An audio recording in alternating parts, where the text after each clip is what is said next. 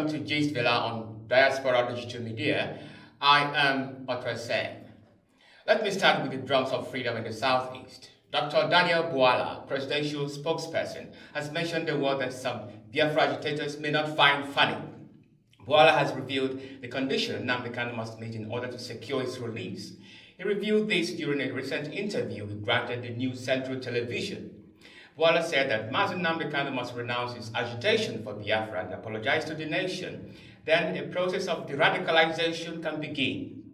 The government may now decide if it intends for an alternative dispute resolution to be employed in his situation.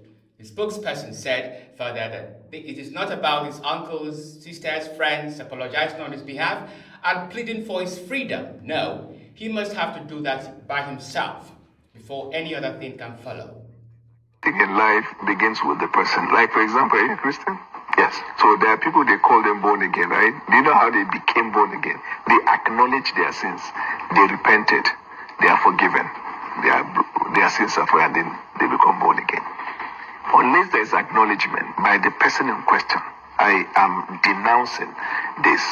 She talked about the de-radicalization.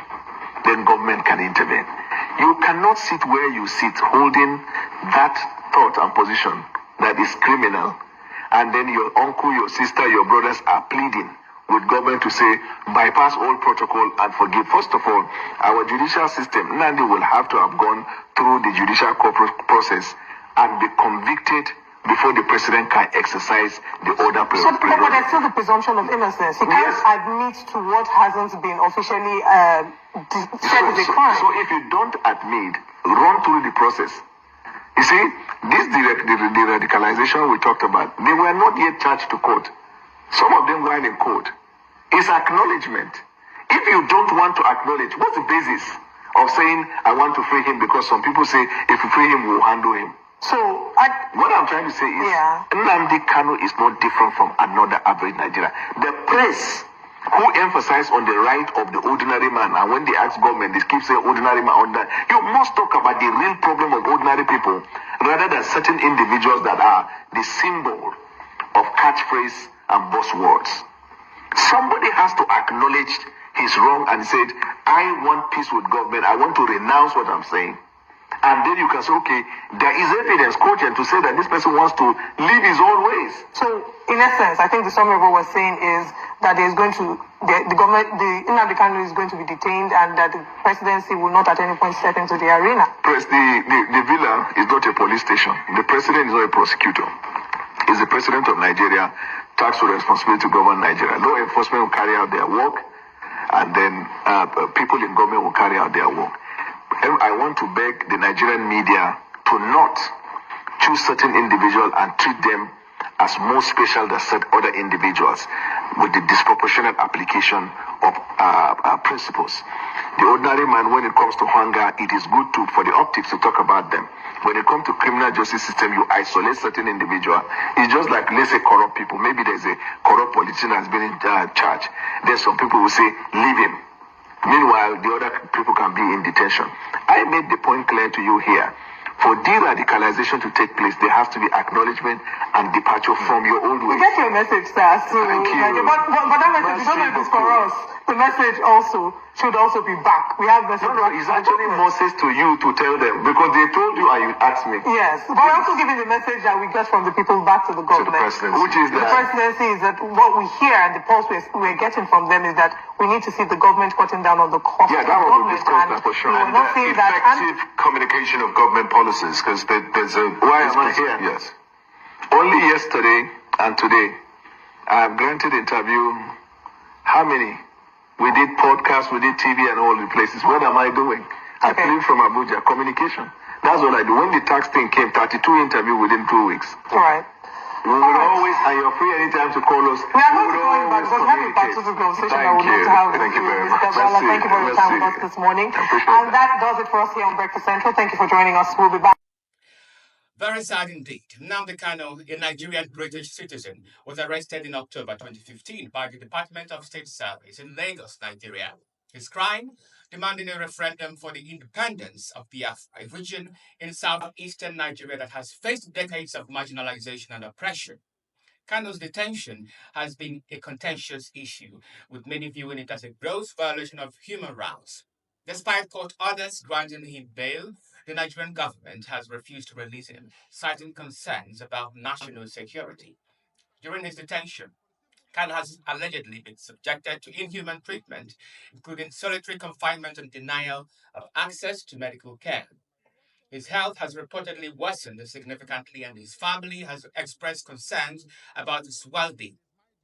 Despite the challenges he faces, Kanu appears to remain resolute in his demand for freedom and self-determination for the people of Biafra. His courage and conviction have inspired a generation of young people in the Southeast to stand up for their rights and demand for a better future. Now, as regards his incarceration, many Nigerians, especially human rights activists, have been urging the federal government to either try this man or free him because he has been deliberately marooned in the DSS dungeon for a donkey's years, and his court cases witnessing countless adjournments since 2015. Detaining Nnamdi Kanu up till now will not serve Nigeria any useful purpose. By releasing him will go a long way, to calm down the frayed nerves in the country, and for us to have, in Nigeria, everybody at least will have a better sense of belonging. The Kanu has been there for so long. He's been to several courts on several occasions. They can't even agree on what to do. And between me and you, Dr. Abati, you're a lawyer. Justice delayed is justice denied. Release Mr. Nnamdi Kanu. Since a court of competent jurisdiction has discharged and acquitted him of 15 charges, why is federal government still holding him? Release him, because some miscreants are using that as an excuse to foment trouble. And we are still appealing that federal government can help people of Southeast by releasing Mr. Nnamdi Kanu.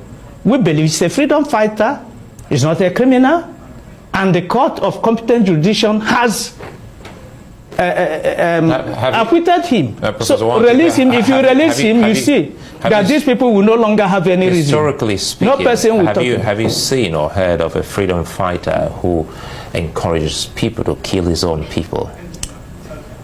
The young man court has acquitted him of that. Igbo has been set free. The Meiti Allah man arrested, set free. People have made more terrible pronouncements from different parts of the country concerning their desire to leave Nigeria. Even though I believe in one Nigeria, you have your own opinion. Don't come here and say rubbish.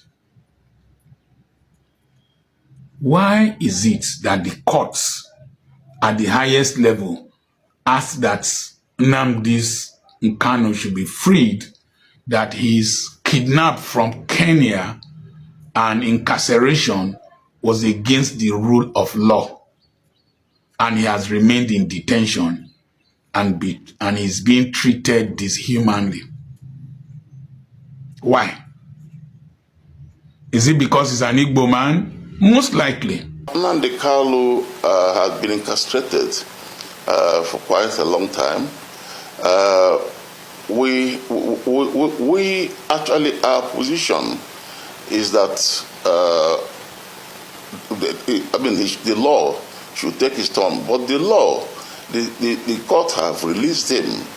The court have released him, and we in Ohanes and Igbo feel that there is no justifiable reason whatsoever to still keep him in prison when he had been released.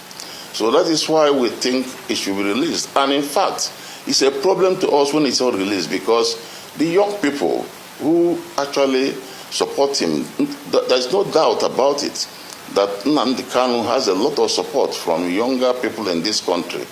I mean, especially in our area, who feel that they are not getting what they should get in Nigeria. This man has been taken to various courts. They don't even know which charges to give him anymore. This man was abducted out of this country. The manner of abduction was in itself illegal. It's a shame. It's a shame that this country will be involved in a thing like that. But they did it. Okay, now you took that gentleman to court, and he's been there for years. If you want to take him through justice, dispense justice with him, And then that's it. If you're going to jail him, jail him. If you're not going to jail him, let him go. What's the point of just keeping somebody there? And all of us Nigerians should be ashamed that we are being linked to this. It's a shame. It's a shame. The Southeast has made a collective demand to have Nnamdi Kanu released. And we basically identified with that and request Mr. President, who in his inaugural address promised the people that he's going to engender national healing and is going to serve with compassion. So we've basically informed him that this would serve as a pointer to his administration's extension of hands of fellowship to Ndibo. It's a shame that this is what we've turned this country to be. A Nigerian, a citizen, and you treat him like this in his own country? It's a shame. All progressive Nigerians should stand up and say this should stop. This shenanigans should stop. How long should we continue with this? If this man has committed an offense, sentence him. That's it. But if he hasn't, let him go. What is happening is wrong. It's wrong. To any right-thinking person, it is wrong. It is our view that the current circumstance makes Nnamdi Kanu and his colleagues political prisoners, our prisoners of conscience. They're no longer, it's not about crime, it's not about anything, because we're no longer following the rule of law. The truth of the matter is when you incarcerate Nnamdi Kanu, who is incarcerated is not Nnamdi Kanu, it's all people of conscience. Who is incarcerated is not Nnamdi Kanu, it's all people whose perspective he represents, whether they come from an ethnic nationality group. If you incarcerate him, you incarcerate all people who believe in the rule of law. And so it is this collective imprisonment that we expect will force a rethink on the part of all people about this. The civil war has ended. Gowon has said no victor, no vanquished. That we need reconstruction, reconciliation, and rehabilitation. However, Bwala has just revealed the reason for Kanu's continued detention to be that the IPOB leader still clings to his Biafra mantra. If Kanu does not renounce Biafra and apologize to Nigerians, he shall remain in detention, according to Bwala. This is near impossible. Nnamdi Kanu once said on Radio Biafra, "My religion is Biafra. Biafra is my religion." Do you know what that means? This declaration may seem puzzling at first, but it holds profound philosophical and emotional significance. For Kanu and many Igbo people, Biafra represents a sacred identity, a sense of belonging, and a connection to their ancestral heritage. It embodies their collective memory, cultural values, and historical experiences, including the traumatic events of the Biafra War. In this context, Biafra transcends a mere geographic or political entity. It becomes an integral part of their being, akin to a spiritual or religious identity. Renouncing Biafra would be equivalent to renouncing their very essence, their sense of self, and their connection to their ancestors. The Igbo people's attachment to Biafra is deeply rooted in their history, particularly the devastating experiences of the Biafra War, which resulted in the loss of millions of lives, displacement, and trauma. This collective trauma has been passed down through generations, shaping their identity, worldview, and relationship within Nigerian state. Kanu's statement can also be seen as a form of resistance against the Nigerian government's alleged attempts to erase or suppress Igbo identity and culture. By declaring Biafra as his religion, Kanu is in essence saying that his identity, culture, and heritage are non-negotiable and cannot be taken away from him. Renouncing Biafra would require Kanu and others who share his sentiments to abandon their identity, cultural heritage, and historical experiences. This would be a betrayal of their ancestors, their community, and even themselves. It is akin to asking someone to renounce their faith, their sense of self, or their connection to the family and the community. However, considering the past experiences of other Biafran leaders like Ojukwu and Rafu Wazirike who abandoned their agitation, it is possible that Kanu may relax his stance. One strong point to consider is that Kanu's agitation has been met with fierce resistance from the Nigerian government, leading to his arrest and detention. This could have taken a toll on his physical and mental health, making him more open to negotiations and compromise. Additionally, the Nigerian government's hardline stance may have alienated Kanu's supporters, making it more challenging for him to sustain his agitation. Now, another factor to consider is the challenging political landscape in Nigeria. With the country facing numerous challenges, including economic stagnation, insecurity, and corruption, Kanu may recognize that his goals can be better achieved through collaboration and dialogue rather than confrontation. You are watching Bwala on Diaspora Digital Media. If you like this video, do not hesitate to make your comments, share my videos, and then subscribe to our YouTube channel for more exciting stories. I am Otra Say. Have a nice day.